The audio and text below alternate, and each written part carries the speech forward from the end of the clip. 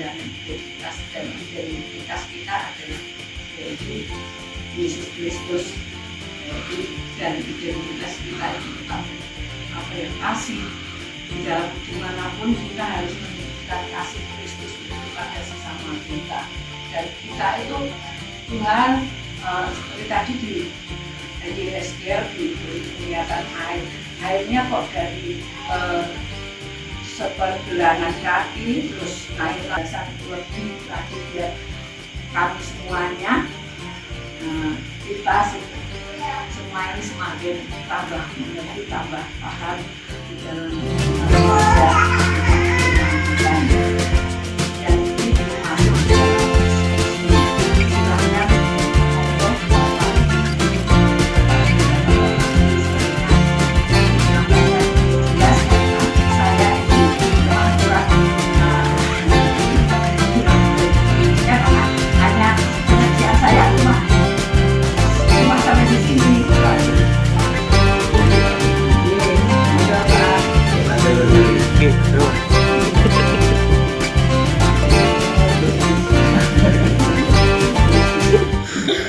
Yes, dulu Bapak Ibu. Terima kasih dari hati Pak dan Maris yang sudah dengan menuntun jalannya itu di wilayah Gunungsari saat ini. Seperti sama saja Gunayati di sini kecuali Pak Dito, saya kira yang menguasai teologi tidak ada. Nah, ya sama-sama belajar. Ini tadi sudah disampaikan Bu Nayati. Saya juga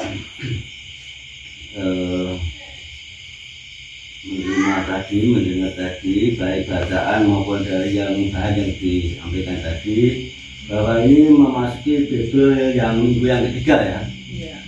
Untuk Bible yang minggu pertama itu intinya bahwa gereja untuk siap menerima perubahan-perubahan yang akan terjadi.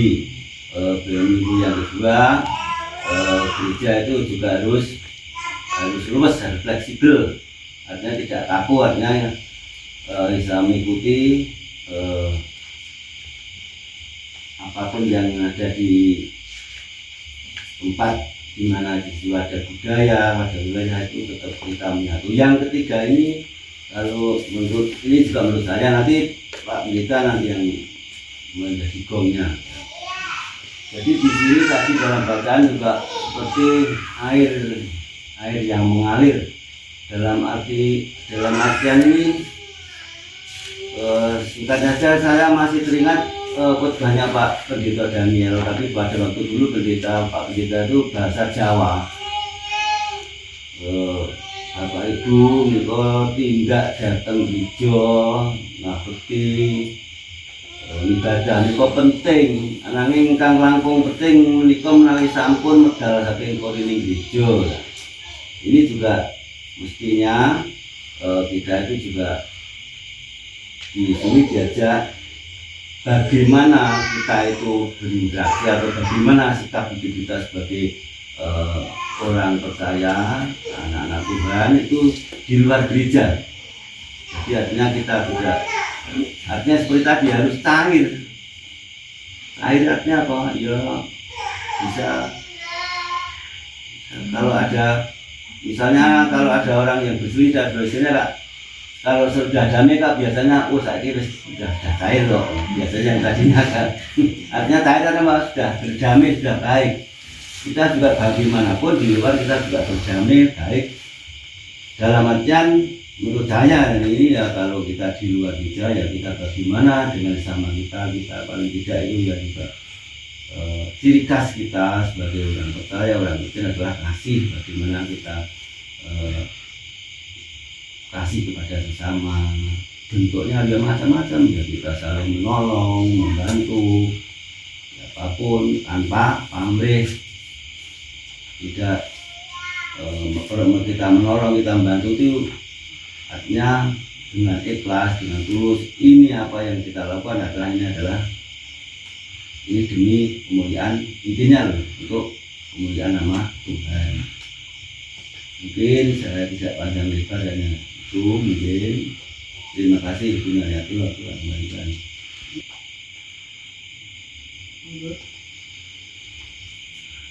Dari pun apa niku ganti kursi ya.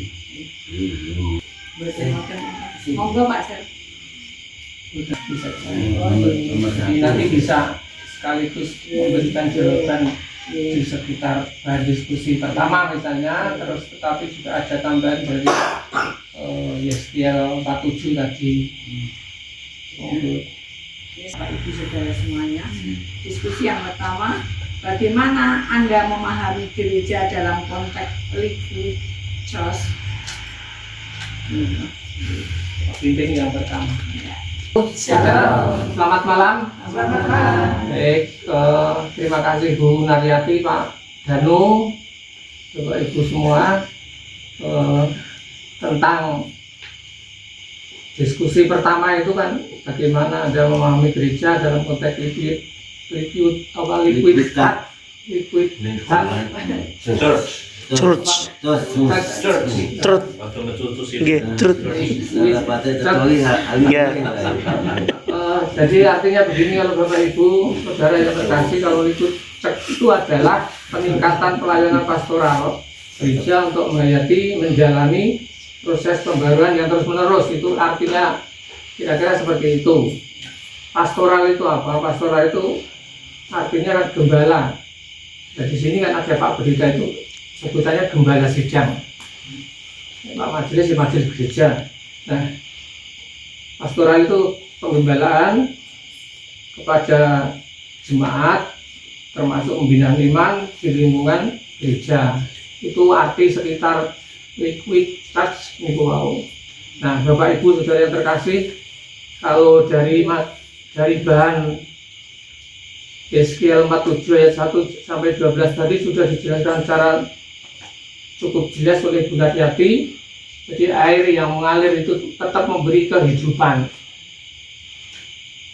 Ada air, kalau air yang tidak mengalir itu biasanya memang tidak ada kehidupan. Contohnya laut mati, kadar garamnya kan tinggi, tidak ada ikan di situ karena kabarnya kadar garamnya tinggi.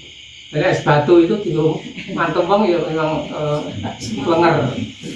Tapi intinya kalau yang mengalir itu biasanya memberikan kehidupan. Kalau di ayat 1 sampai 12 tadi disebutkan tadinya setinggi pergelangan kaki, sepinggang dan seterusnya sampai bisa digunakan untuk berenang, mengalir, buahnya dapat dimakan oleh orang, daunnya dapat digunakan untuk obat-obatan. Terus lagi yang di rawa-rawa atau yang di payo itu tidak tawar tetapi tetap asin, karena diperlukan, orang itu memerlukan garam yang asin itu menjadi garam. Di situ tadi ayat 1 sampai 12 disebutkan. Nah, pertanyaan dari diskusi 1, bagaimana gereja memahami gereja dalam konteks liquid church tadi? Kalau saya memang gereja memang wajib berkembang terus-menerus mengikuti perkembangan zaman. Jadi kalau di sini proses pembaruan yang terus-menerus, kalau bisa itu. Tapi kalau tidak bisa ya semampunya. Misalnya saya Pak Jumari, Pak Gideon itu bisanya IT-nya terbatas ya memang. Isone misalnya Android itu kita hanya WA, kirim gambar, kirim foto, liane tidak bisa gitu. Tapi juga kita perlu berkembang secara terus-menerus, karena gereja dituntut perkembangan ya terus-menerus. Jadi saya kira tuntutan itu memang harus bagi jemaat, sebagai warga gereja, untuk perkembangan saat ini sampai seterusnya. Terima kasih. Sementara itu Bu Naryati.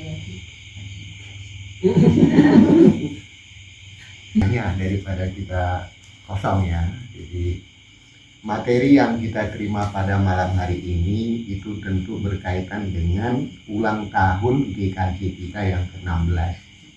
Jadi selama 16 tahun berjalan itu dibutuhkan evaluasi.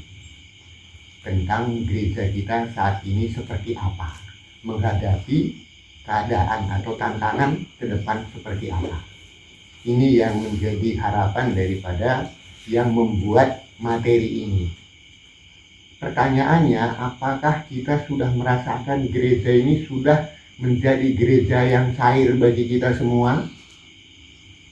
Apakah ada yang harus kita perbaiki demikian?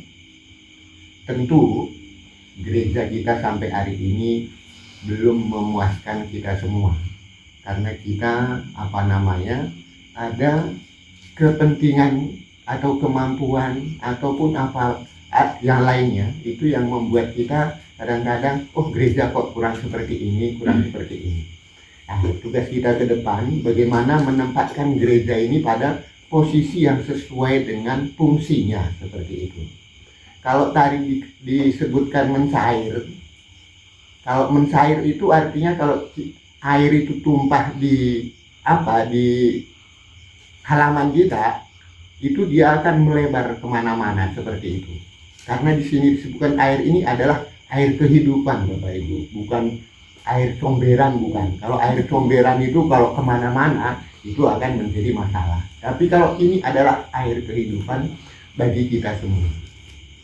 Intinya, bagaimana kita menempatkan gereja ini pada tempat yang tinggi seperti itu, sehingga air itu bisa mengalir kepada semua.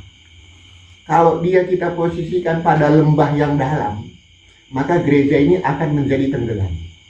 Dia tidak akan bisa memberikan air kehidupan bagi lingkungannya, tapi malah dia menjadi tenggelam. Oleh karena itu, tugas kita bersama-sama bagaimana memfungsikan gereja ini, dan kita tempatkan dia pada posisi yang tidak di lembah, tapi dia di posisi yang agak tinggi. Artinya butuh pemeliharaan. Tugasnya siapa pemeliharaan gereja ini? Ini adalah tugas kita bersama. Karena di sini terdapat pelayanan, macam-macam. Tujuan gereja itu macam-macam. Pemberitaan Injil. Kalau dia di bawah, bagaimana dia bisa memberitakan Injil seperti itu? Maka dia harus ditempatkan di tempat yang lebih tinggi, yang agak tinggi. Ini tugas kita ke depan semuanya. Jangan sampai nanti harapannya gereja ini bisa memberi kehidupan bagi lingkungannya, tapi malah gereja ini menjadi tenggelam karena air itu tidak bisa mengalir kemana-mana. Ini ke depan, ini tugas kita bersama-sama. Kita tidak boleh menyerahkan ini sepenuhnya kepada Bapak Pendeta, kepada Bapak Majelis. Itu tidak boleh. Tugas kita semua adalah orang yang tergabung dalam satu gereja, orang-orang yang beriman, yang memuji Allah di gereja itu. Itu adalah semua kita.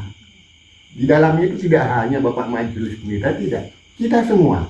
Jadi kita semua berperan serta, tidak mencari menangnya sendiri, tapi kita menciptakan sesuatu yang bisa menjadi baik. Artinya air itu tadi bisa mengalir kemana-mana. Apalagi dengan keadaan sekarang ini teknologi banyak berpengaruh terhadap kehidupan, maka teknologi ini kita pakai untuk memperlancar